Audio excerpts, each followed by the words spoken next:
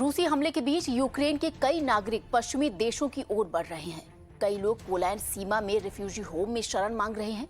स्थानीय लोगों ने भी यहां इन लोगों की मदद के लिए खाने की व्यवस्था की है। यूक्रेन पोलैंड की सीमा से हमारी इस रिपोर्ट को देखिए।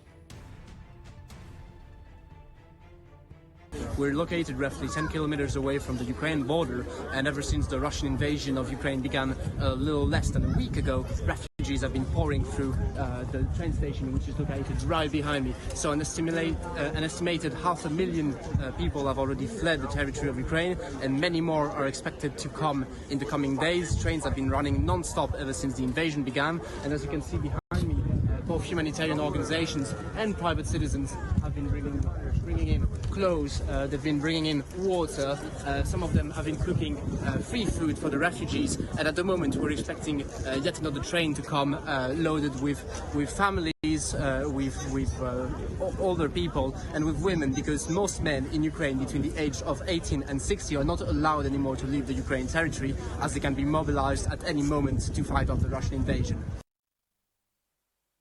और यूक्रेन में भारी तबाही के बीच कई देशों के नागरिक सेफ शेल्टर होम में जा रहे हैं। हजारों लोग सुरक्षा की उम्मीद में रेलवे स्टेशन पर पहुंच रहे हैं।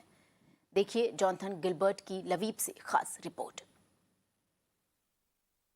Yes, you join me here at the bitterly cold Lviv railway station in western Ukraine, where, as you can probably see around me, we're in the middle of what can only be described as a massive humanitarian refugee crisis. The vast majority of these thousands of people have been pouring out here of this railway station today in transit from the besieged and under fire cities, population centres of Kiev and largely Kharkiv, these cities which have been under relentless Russian missile and rocket bombardment for the last week or so. Now this queue you may be able to see here, this queue which seems to snake for miles, is of passengers in transit. They're now on their way, they hope, by train to the safety and tranquility of Poland's capital, Warsaw, which is of course not only a NATO member but an adjacent country, and therefore at least theoretically out of the reach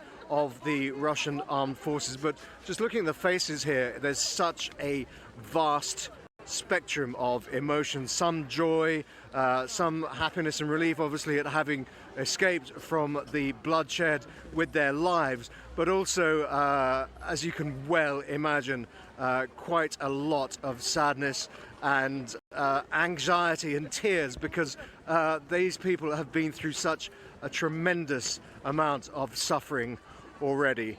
Now the one thing you may notice about this queue is that there are no men. It's almost exclusively women, young children, some very young children, or the extremely elderly or infirm. And the reason for this, of course, is that Volodymyr Zelensky has banned all able-bodied men from leaving the country.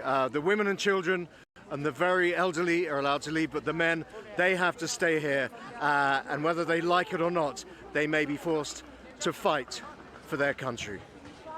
This is John Gilbert in Western Ukraine